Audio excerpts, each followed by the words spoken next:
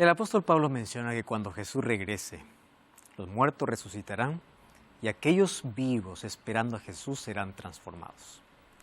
Y ambos nos uniremos para poder recibir a Jesús en el aire.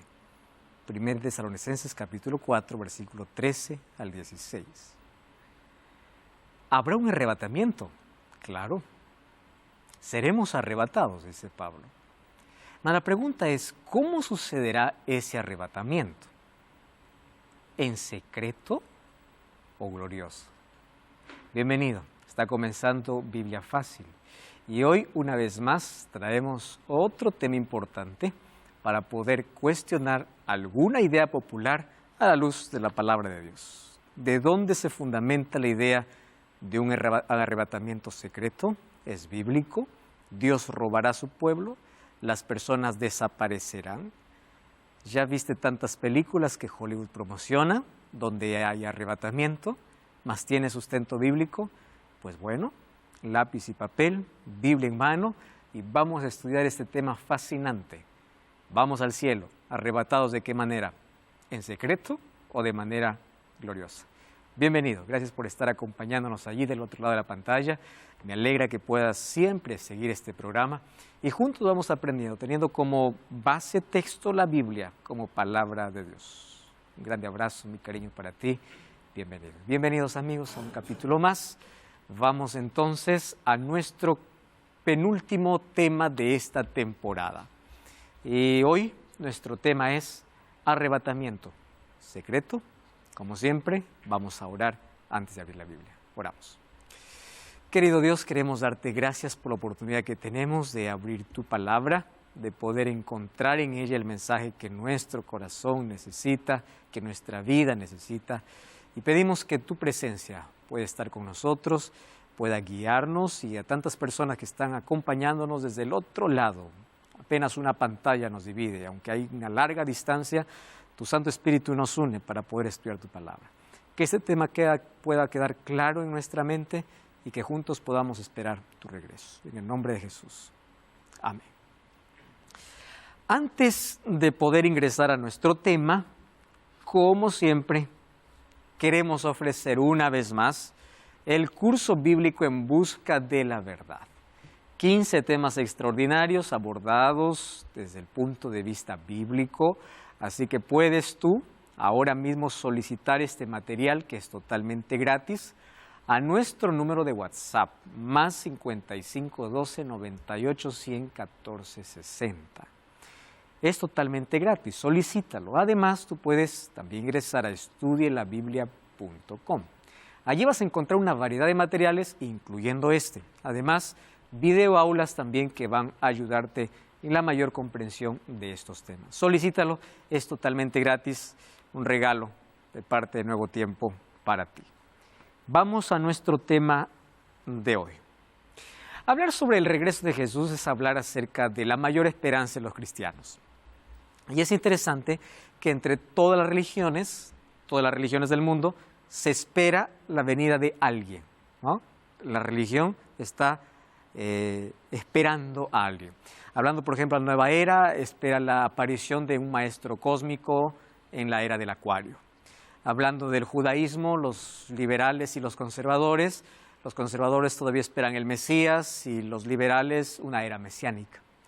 Hablando acerca del budismo y islamismo, ellos esperan la aparición de un ser que pueda venir para restaurar todas las cosas. Y hablando del cristianismo, el asunto se complica. Y no se complica porque no se espera a nadie. El cristiano espera a Cristo. Cristo es el centro del cristianismo. Quitas a Cristo, el cristianismo no existe. Y el cristianismo espera el regreso de Jesús. El problema no está a quién espera, sino cómo lo espera. Y ese cómo nos lleva a por lo menos dos líneas totalmente diferentes. Los cristianos esperan a Jesús de manera diferente. Los que piensan que vendrá de forma visible y los que creen que vendrá en secreto. Hay otros que piensan que vendrá antes del milenio, otros después del milenio. Pero más vamos a enfocarnos en esto, ¿no? Los que piensan que vendrá de manera visible, los que piensan que vendrá en secreto. Ahora, la segunda venida de Jesús es la doctrina fundamental de las Escrituras y uno de los temas centrales del libro de Apocalipsis. Es interesante que en el Nuevo Testamento, 1 de cada 25 versículos habla sobre el regreso de Jesús, para que ustedes puedan ver la importancia que da la Biblia al regreso de Jesús. 1 de cada 25 versículos. ¿Cómo termina la Biblia, no? La Biblia termina con una exclamación, donde después Juan ya escribe todas las visiones que él revela, dice, oh sí, ven Señor Jesús. Y concluye, la gracia de Jesucristo esté con vosotros. Amén. Acabó. Entonces, la venida de Jesús es el tema principal. Es la razón por la cual miles dieron su vida. Muchos mártires, muchos fueron capaces de no renunciar a su fe, justamente pensando en el regreso de Jesús y en la recompensa que Él trae para la humanidad. En toda la Biblia encontramos más de 2.500 promesas. Para nosotros la venida de Jesús es el punto final para nuestra historia de pecado. Cristo viene y a partir de allí comienza algo totalmente diferente. No es como Hollywood a veces nos presenta a través de películas, que la Tierra será destruida por un meteorito, de que vendrán extraterrestres, y hay tantas historias sobre el fin de este planeta.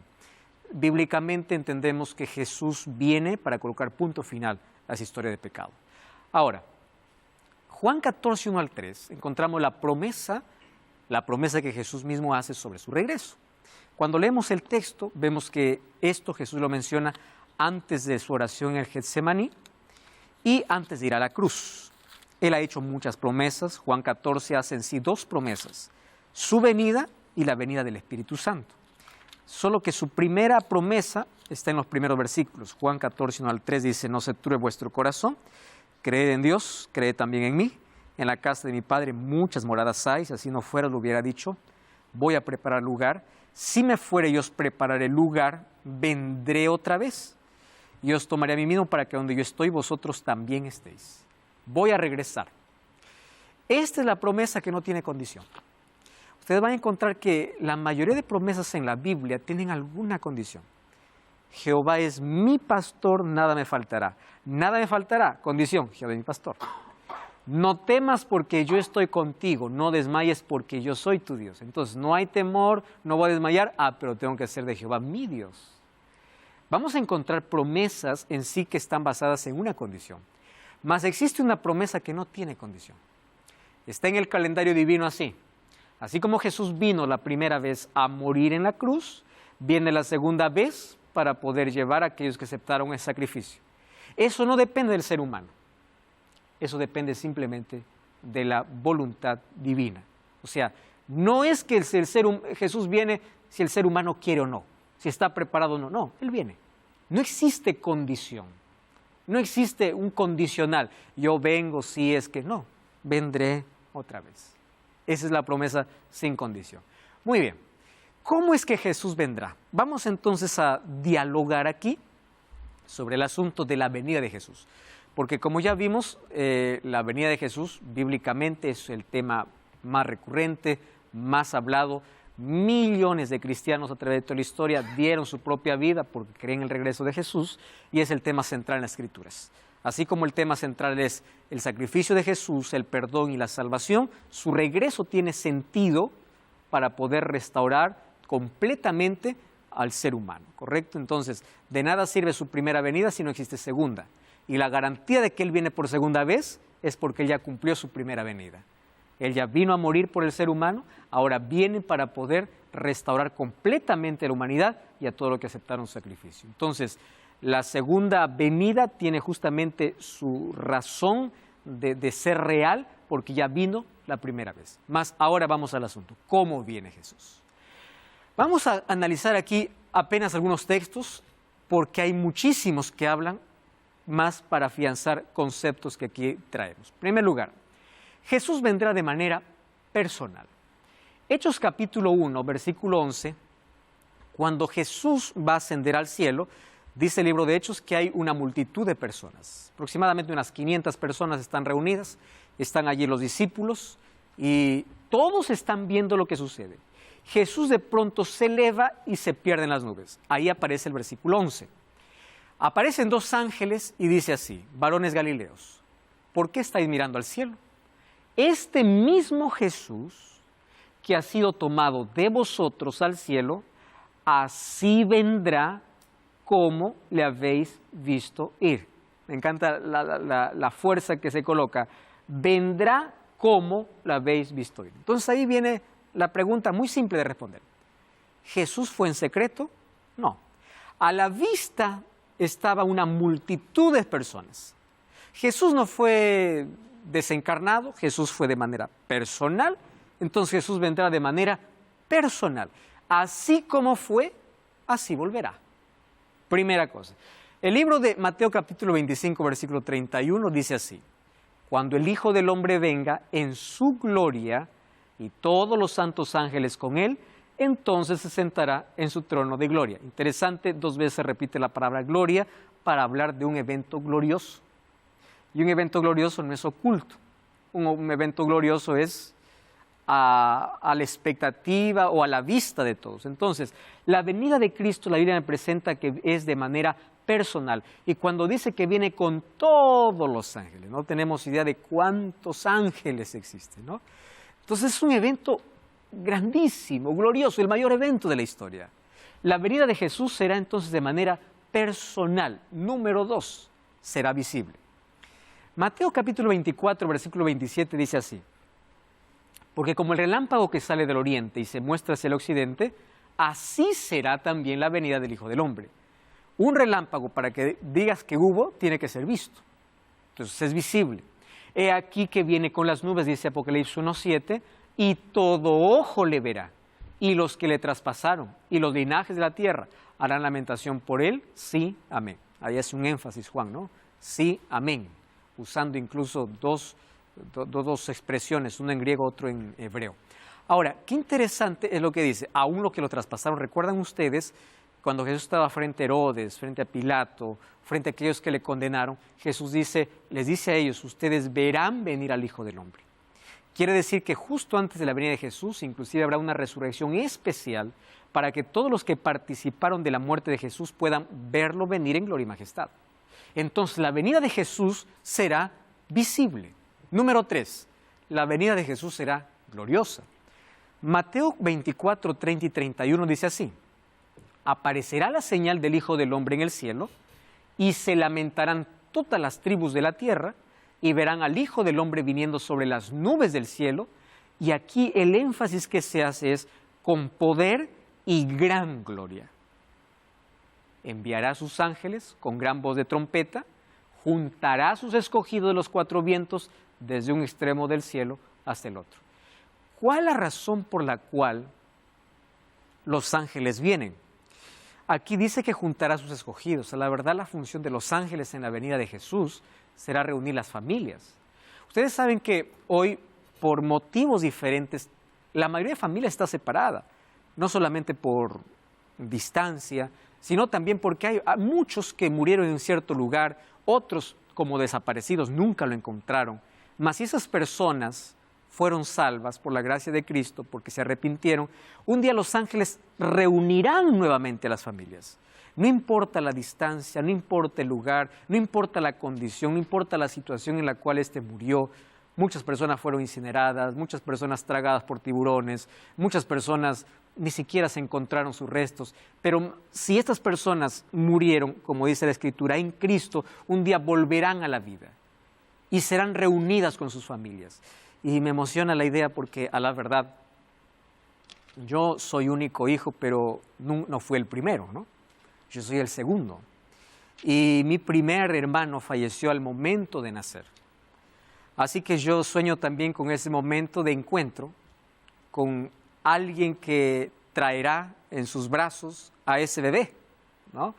Será mi hermano, y sueño con el momento que pueda volver a abrazar a mi padre. Él falleció hace algunos años. Y a mis abuelitos y a tantas personas que yo amo y ya no están más hoy. Y ese momento será de gran encuentro y será de gran alegría, de reencuentro, porque después de tanto tiempo hay tantas cosas para hablar, más tendremos una eternidad para ello. Sin embargo, los ángeles vendrán para poder reunir a las familias. Apocalipsis capítulo 8 me habla que cuando se abre el 6º sello, en el cielo hay un silencio de media hora. Y media hora en profecía más o menos es 7 días o una semana. Quiere decir que el cielo queda vacío porque todos vienen para poder llevar, trasladar al pueblo remanente o al pueblo que eligió a Dios de todas las épocas. Imagínense, desde Adán hasta el último, hasta el regreso de Jesús. ¿Cuántas generaciones? ¿Cuántas personas? Todas resucitadas. Claro, habrá un grupo que nunca habrá experimentado la muerte porque estará vivo cuando Jesús regrese, y si están preparadas se unirán a ese grupo que resucita y allí iremos para vivir con Jesús. Entonces, es interesante, la venida de Jesús será de manera gloriosa y los ángeles vienen justamente para poder juntar a los escogidos. La venida de Jesús será dramática, que es una cuarta característica. Apocalipsis 6, 14 al 17 dice: el cielo se desvanece como un pergamino que se enrolla, y todo monte y toda isla se remueve de su lugar, terremoto como cual nunca hubo en la historia. Reyes de la tierra, grandes, ricos, capitanes, poderosos, siervos, libres, se esconden de las cuevas y entre las peñas de los montes, y dicen a las montañas y a las peñas: caed sobre nosotros y escondednos del rostro de aquel que está sentado en el trono y del aire del Cordero. Interesante, entonces, cuando Jesús regresa, no existe más una cantidad de religiones, no existe más tantas creencias, existen solo dos grupos: quien está preparado y quien no está, quien está salvo, quien está perdido. Así de simple para ese momento. Entonces, de manera dramática, ¿por qué es que las personas dicen caed y escondednos del rostro de aquel que viene? Porque todo aquel que está en ese momento y ve el rostro de aquel que viene no es un desconocido, es alguien a quien ellos siempre se les presentó y ellos siempre rechazaron. Y yo quiero aquí poner un énfasis especial: nadie se perderá porque fue ignorante, nadie se perderá porque no conoció. Las personas se perderán fue porque de manera consciente rechazaron la gracia que Cristo ofrece, de manera consciente rechazaron las oportunidades que Dios les dio, de manera consciente. Por eso es que aquel que viene es conocido. Escondernos del rostro de aquel que viene, nosotros conocemos, lo rechazamos toda la vida, nunca quisimos nada con él. Por eso es que preferimos morir a mirar su rostro. ¿Por qué razón? Claro, porque el rechazo fue constante, ¿no? Jesús vendrá de manera audible. 1 Tesalonicenses capítulo 4, versículos 17 y 18 dice así: porque el mismo Señor, con aclamación, con voz de arcángel y con trompeta de Dios, descenderá del cielo, y los muertos en Cristo resucitarán primero. La expresión resucitarán primero lo voy a comprender mejor a la luz de Apocalipsis capítulo 20, cuando me habla que hay dos resurrecciones. La primera resurrección para vida y la segunda resurrección para condenación. ¿Cómo es esto? Cuando Jesús regrese por segunda vez, solamente se abrirán las sepulturas de aquellos que resucitan para vida. Las otras sepulturas no se abren. ¿Hasta qué momento? Apocalipsis capítulo 20 me habla de un milenio en el cielo. Después de ese milenio, Juan ve a la santa ciudad descender del cielo a esta tierra, y allí es donde ocurre la segunda resurrección. ¿La resurrección de quién? De todos los impíos, donde dice que Satanás es suelto. Suelto no porque esté en una prisión, sino porque ahora tiene la capacidad de engañar a todos los que resucitan, y dice que es como la arena del mar. Son tantos aquellos que se perdieron y ellos quieren pelear y conquistar y destruir aquella ciudad. Entonces allí se produce el juicio ejecutivo, que es la destrucción total y final de Satanás y todos los que unieron su destino con él. La tierra será purificada y esta tierra será finalmente el hogar de los santos por la eternidad, después de haber sido purificada, y Dios nuevamente hará una nueva creación. Ahora, pero eso sucede después de los 1000 años. ¿Por qué estoy colocando esto? Porque en la Biblia acontece la primera resurrección y la segunda. Cuando Cristo regresa, dice, resucitarán primero ¿quiénes? Aquellos que murieron en Cristo, los muertos en Cristo. ¿Qué significa morir en Cristo? Morir en Cristo significa morir aceptando a Cristo, teniendo una convivencia con Él, sabiendo de que nuestra vida está segura en sus manos. Hay por eso que va a haber personas que nunca nos imaginamos encontrar allá. ¿Por qué? Porque hay personas que incluso en el último momento de su vida reconocieron quién es Cristo. Veamos al ladrón en la cruz.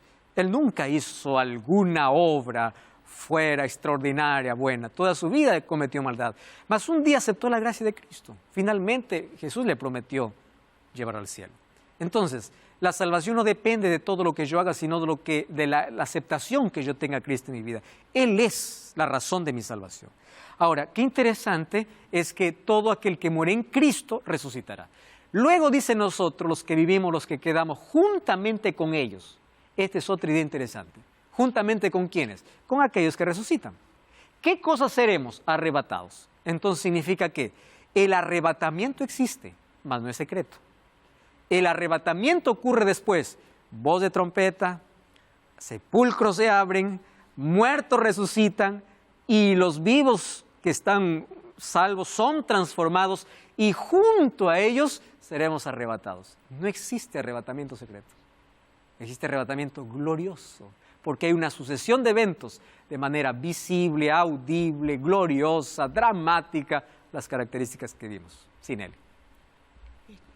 No, quería decir que, bueno, para nosotros los espiritistas Jesús es muy importante.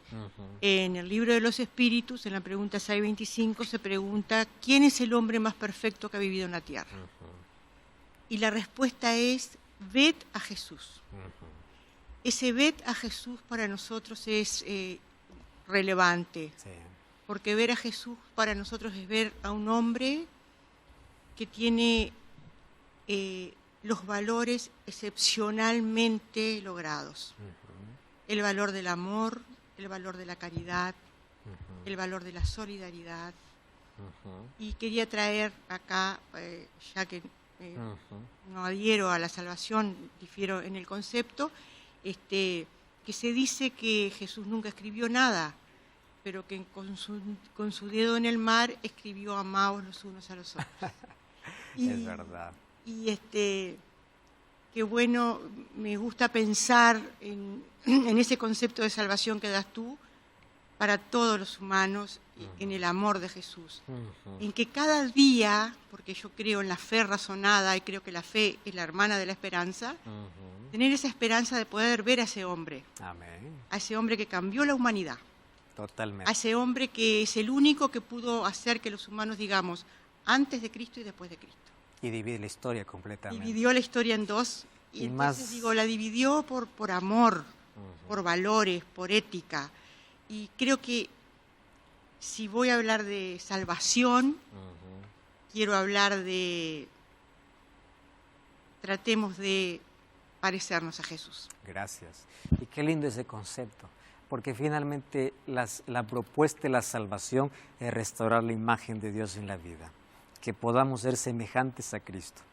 Y yo creo que la única diferencia entre todo lo que has dicho es que aceptamos a Jesús como el Salvador de la humanidad y Él es nuestra única esperanza. Más qué lindo es que desde el punto de vista ahora, en sí de todas las religiones, siempre Jesús es visto como el modelo de la humanidad. Más desde el cristianismo vemos a Jesús como el Salvador de la humanidad. Gracias, querida Nelly, por tu aporte. Muy bien, la venida de Jesús, entonces, vimos aquí características importantes. Su venida de manera personal, de manera visible, de manera gloriosa, de manera audible, en fin. Entonces, el arrebatamiento existe, pero no secreto. Existe de manera gloriosa, ¿no? Ahora, ¿de dónde entonces surge una idea diferente a que Jesús vendrá y a la verdad va a robar a su pueblo? Déjame contarte un poquito la historia. Durante esta temporada y todas las temporadas de Biblia Fácil, tú has visto que en este programa lo que se hace es apenas traer documentos históricos para poder comprobar. En la historia no hay manera de modificarla, no hay manera de alterarla. Historia es historia. Y por otro lado, la Biblia, que es la fuente inspirada por Dios. Entonces, al colocarte Biblia e historia, finalmente cada uno elige, ¿no?, qué creer o qué hacer en su vida. Pero las dos fuentes de las cuales te traigo, pues son fuentes inalterables. ¿Correcto? Aquí no te estoy exponiendo una religión, sino fuentes. Ahora, ¿de dónde nace la idea de que Jesús no viene de manera gloriosa, sino en secreto? Para ello vamos a la historia para ver dónde está el origen de ello.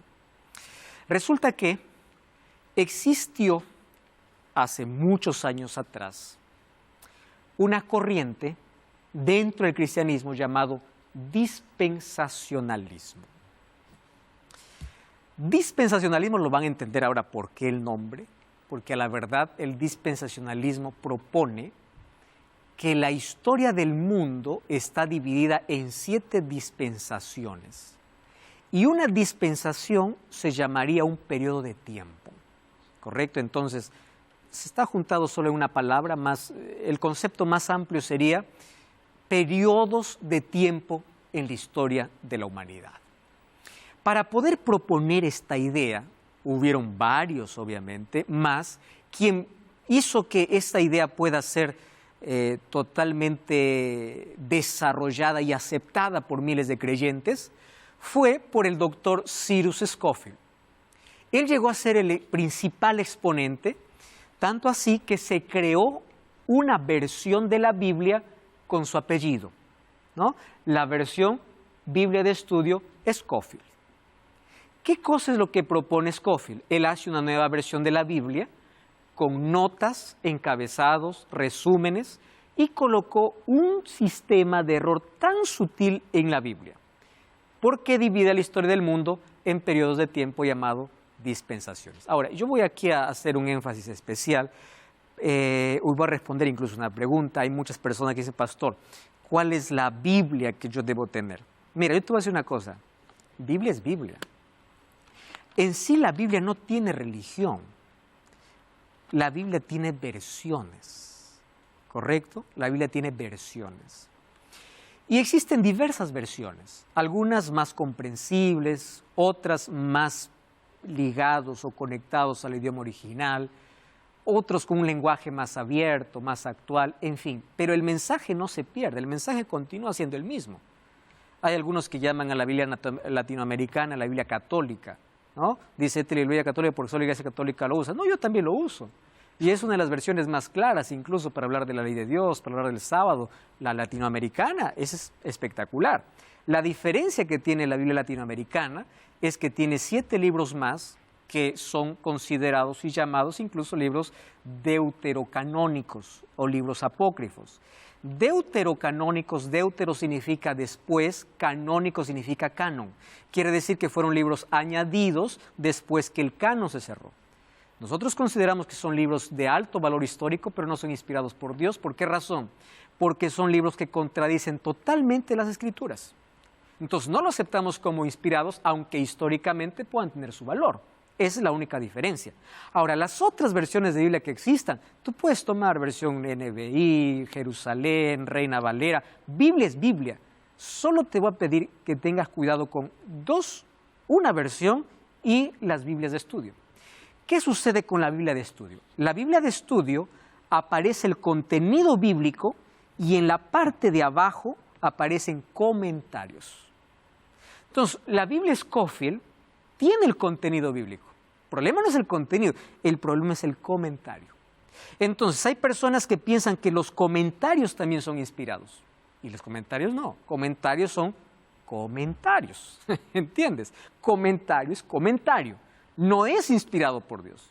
Entonces, obviamente que hay buenas versiones de Biblia de estudio con comentarios. Te recomiendo, por ejemplo, la versión Andrews, extraordinaria. Mas hay otras Biblias que tienen, que son Biblias comentadas, donde aparecen justamente dividiendo a la Biblia por periodos. No pueden alterar el texto, pero sí en los comentarios pueden interpretar el texto de una manera ya más conveniente.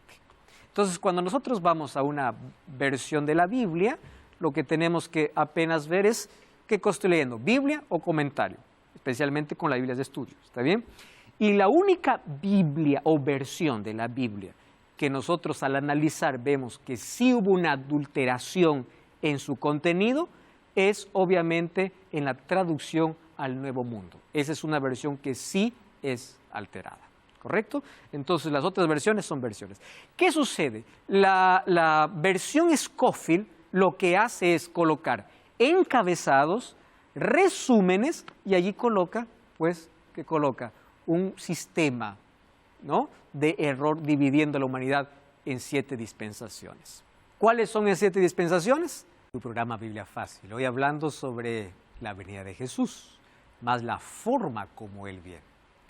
Entonces ya hablamos aquí un poquito bíblicamente, la manera como la Biblia me muestra la venida de Jesús, pero por otro lado vemos cómo se introdujo dentro del cristianismo una creencia que es muy aceptada, muy divulgada, incluso diversas películas van a hacer un énfasis, no lo que la Biblia dice, sino van a promocionar mucho el dispensacionalismo. Y dispensacionalismo porque según la Biblia Scofield, la historia de nuestro mundo tiene 7 periodos de tiempo, 7 dispensaciones. ¿Cuáles serían? Periodo de inocencia, de conciencia, de gobierno humano, de promesa, de ley. Luego va a venir el periodo de gracia y del reino milenial. Ahora, fíjense, qué interesante. ¿Cuál es el problema de todo esto? Aunque ellos hayan hecho la división de acuerdo a ciertos periodos, usando incluso el Edén, los patriarcas y todo ello, el problema es que ellos creen así, que en cada periodo Dios trata con el hombre con un plan totalmente diferente. Entonces, ¿cuál es la idea dispensacionalista? Todo lo que se refiere de Génesis hasta Malaquías, que sería todo el Antiguo Testamento, toda esa gente, la gente se salva solo por la ley, no por la gracia. No hay gracia para ellos. En cambio, la gente que viene después de Jesús solamente se salva por gracia y no hay ley. Nosotros ya analizamos el tema de la ley, que se basa en principios, y cómo es incoherente pensar que la gracia anula la ley. Totalmente incoherente. Más, ¿qué cosa es lo que se presenta? Que en el cielo cada persona ha sido salva de una manera diferente. Totalmente diferente. Entonces, más o menos en el cielo sería así. Algunos dirán, aquí estamos por la ley. Y otros dirán, no, nosotros por la gracia. ¿No? Habrán grupos totalmente separados. Eso es la mente del dispensacionalista. Por eso es que el dispensacionalismo te dice así: cree en Jesús, acepta a Jesús, vive como quieres. No hay ley, no hay nada. Gracia es todo. ¿No? Ahora, ¿cuál es el mayor problema? ¿Dónde toma su base?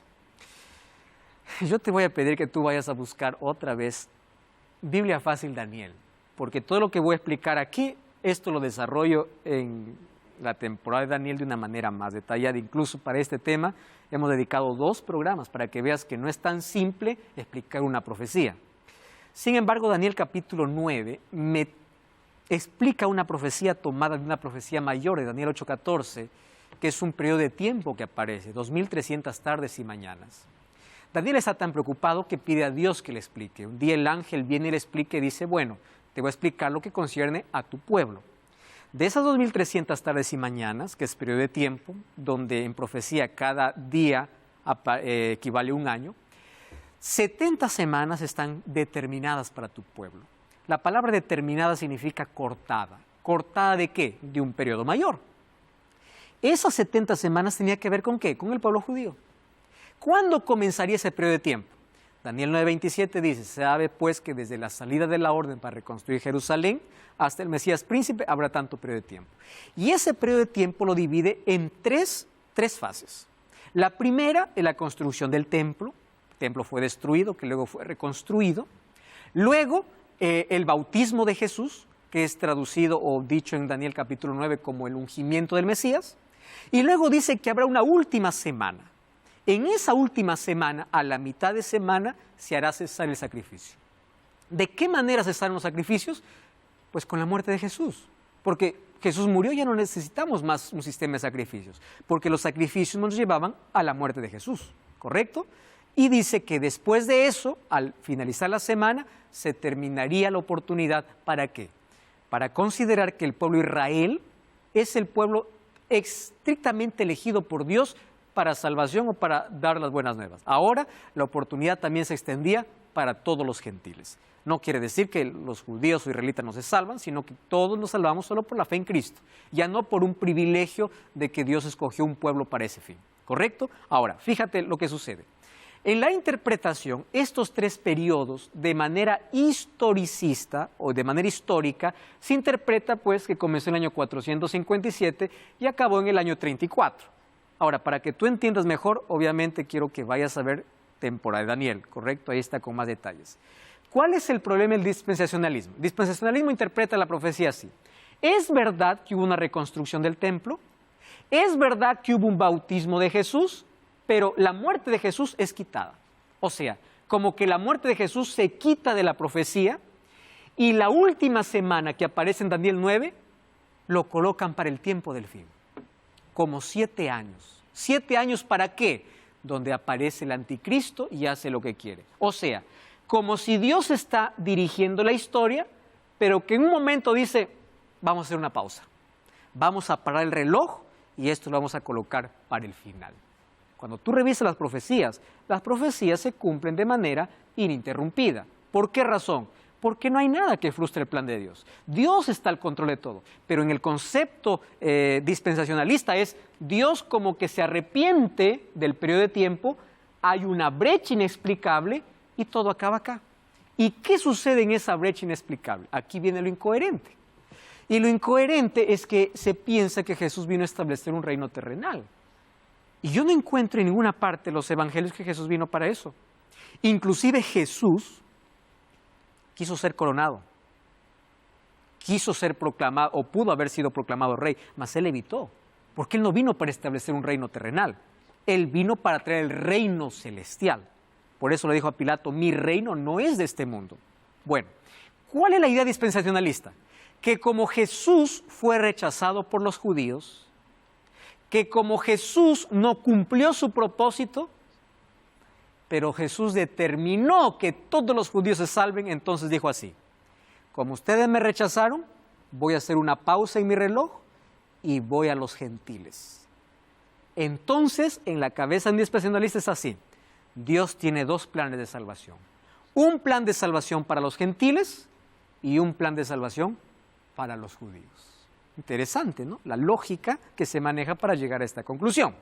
Entonces, resumiendo, Dios detuvo el reloj profético, la última semana no se cumplió, se abrió un paréntesis en el Pentecostés y según Apocalipsis, cuando Jesús le dice a Juan, sube, no es Juan, dice, quien sube es la iglesia. ¿Y cómo sube? En secreto.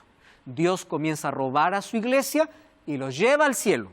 Y de pronto tú estás conduciendo tu auto y ya no existe. Dios te robó. Estás con tu familia, ahí sentado, estás comiendo y te fuiste, desapareciste.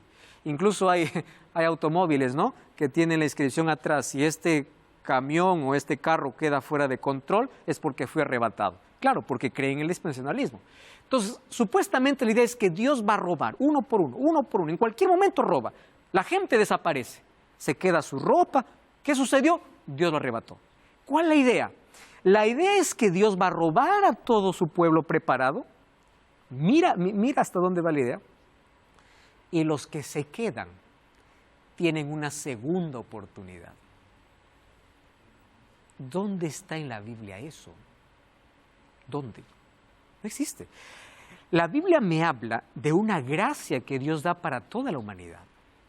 La Biblia no me habla de 2 pueblos, de 2 planes de salvación. La Biblia me habla de un pueblo que se prepara. Todos por la fe en Jesús. Todos. No es que roba un poco y bueno, de ahí le da oportunidad a otro. Al que no se arrepintió está bien. Ahí todavía más oportunidad porque ya estás viendo evidencias. ¿Y saben cuál es la idea? De que por el afán de cumplir su propósito de salvar a todos los judíos, Jesús cuando roba a su pueblo manda la gran tribulación ¿a quién? A los judíos.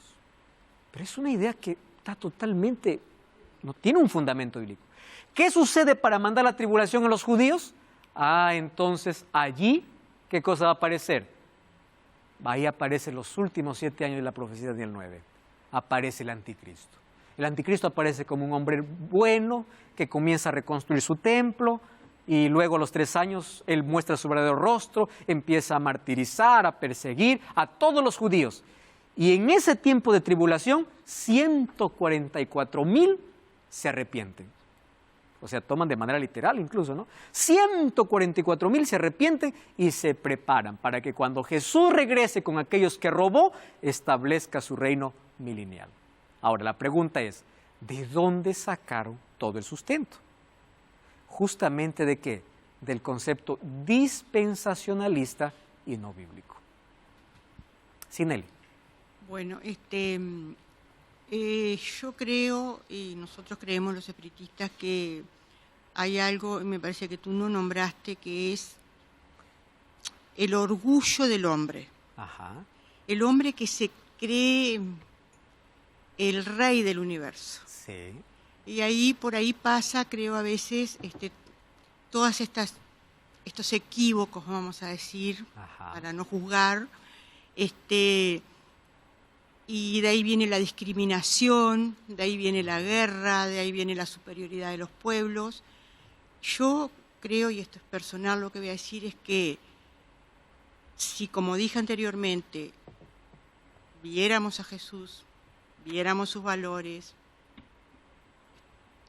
viéramos sus acciones, si dijéramos todos, mirando el universo, alguien hizo esto, no lo hizo el hombre, Ajá. seríamos menos egoístas, no nos creeríamos un pueblo mejor que el otro, nos creeríamos hermanos. Porque ¿a dónde vamos si creemos en Dios? A que todos somos hermanos. Seres que vinimos aquí para amarnos, para comprendernos, para ayudarnos, no para sectarizarnos, creyéndonos algunos elegidos y todos somos elegidos. Y eso en sí es el ideal y eso es lo que proponen las Sagradas Escrituras, ¿no? ¿Cuál es el problema? ¿De dónde aparece tanta sectarismo en este sentido? Porque simplemente uno se aleja del plan que Dios establece. Y al separarse del plan que Dios establece, como tú bien dices, los seres humanos por propio orgullo, al independizarse de eso, comienza a crear su propio camino. Es algo curioso, pero el ser humano es difícil que aprenda a someterse a Dios. El sometimiento es una de las cosas más difíciles y duras. Pero se somete a sí mismo. Exactamente, porque aun cuando yo veo el camino claro y establecido, yo prefiero abrir mi propio camino, ¿no? Y cuando es cuestión de salvación, Dios estableció un medio y dejó todas las cosas claras, pero el ser humano por eso, ¿no? Siempre intenta tergiversar, distorsionar, hacer su propia voluntad. ¿Y cuál es el problema? El problema es que no lo hace de manera personal. El problema es que arrastra personas, ¿no? Entonces, por eso la Biblia lo que hace justamente es esclarecer temas como este y finalmente cada uno toma la decisión simplemente para ver sobre qué fundamento estoy, sobre qué creencia estoy, sobre qué camino elegí.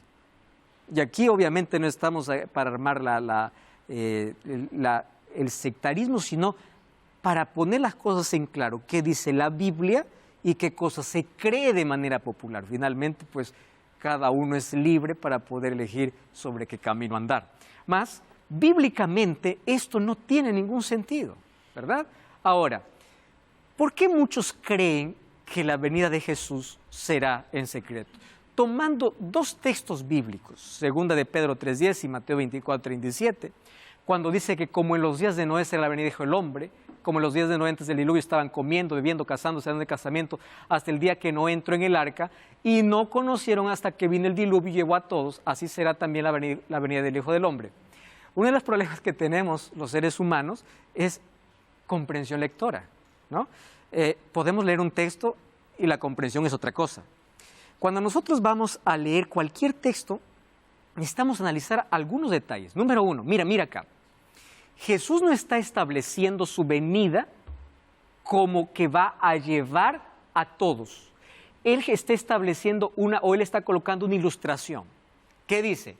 Como en los días de Noé, así será. ¿En qué sentido? No que va a venir otro diluvio.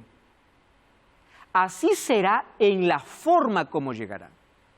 En los días de Noé, todos se burlaban de Noé y del arca que construyó. ¿Y qué sucede? Nadie supo hasta el día que realmente el diluvio llegó. En ese momento ellos comienzan a desesperarse, cuando es demasiado tarde. Pero ellos tuvieron tantas oportunidades para entrar al arca y no lo hicieron.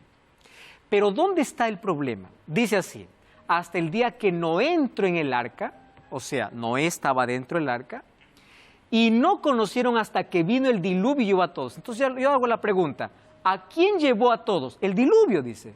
O sea, los que fueron llevados no son los salvos, fueron los perdidos que el diluvio los llevó. Pero muchos piensan así, muchos vienen a ese texto y dicen así, no, es Jesús que viene y lleva a todos de manera secreta. porque luego va a decir, estarán 2 en el campo, uno será tomado, otro será dejado, 2 en un molino, uno será tomado, otra será dejada. Viendo el texto, quien lleva a la gente no es Dios, es el diluvio. Vino el diluvio y se los llevó a todos. Entonces, los que fueron llevados aquí, ¿quiénes son? Los perdidos. Basándome en este texto, puedo interpretar mejor esto.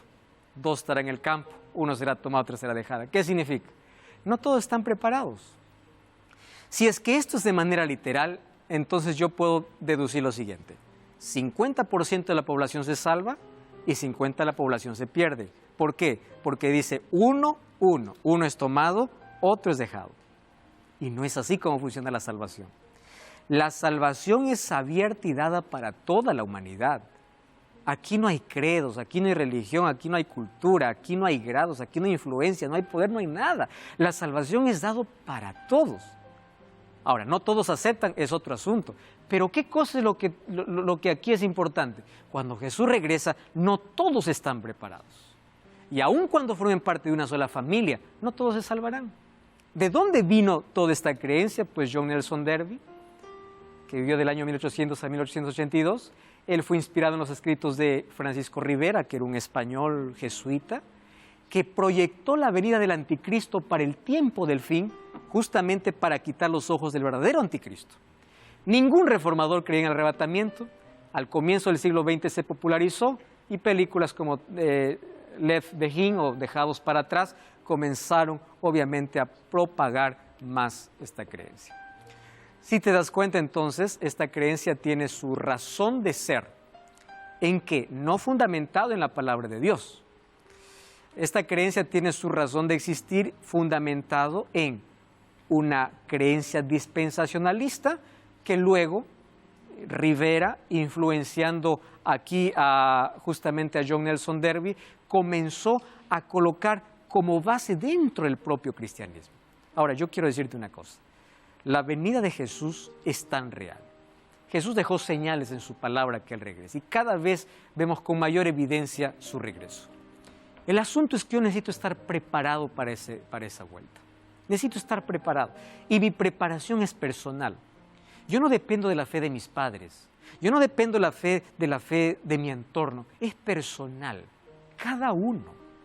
Y yo espero que cuando Jesús regrese, tú y yo podamos estar dentro de ese grupo que podamos decir, este es nuestro Dios, lo esperamos y Él nos salvará. Así que comienza a prepararte de ahora pensando de que Él viene por segunda vez y su segunda venida será gloriosa. Y esperamos que en esa fiesta todos podamos participar para entrar en una eternidad con Él.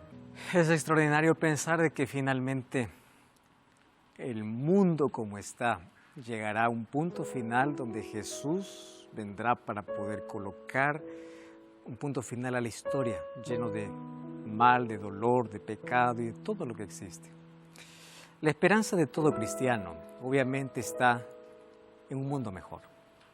No traído por políticos, no traído por fe humana, no traído por el ser humano, mas traída por un Dios que dentro de su plan decidió restaurar completamente al ser humano y este planeta. Cuando nosotros colocamos nuestra mirada en el plan de salvación, nos damos cuenta que solamente tenemos 2 caminos, el nuestro o el que Dios diseñó. El nuestro puede estar lleno de argumentos e ideas. El que Dios diseñó es el plan de bienestar y de salvación para todos.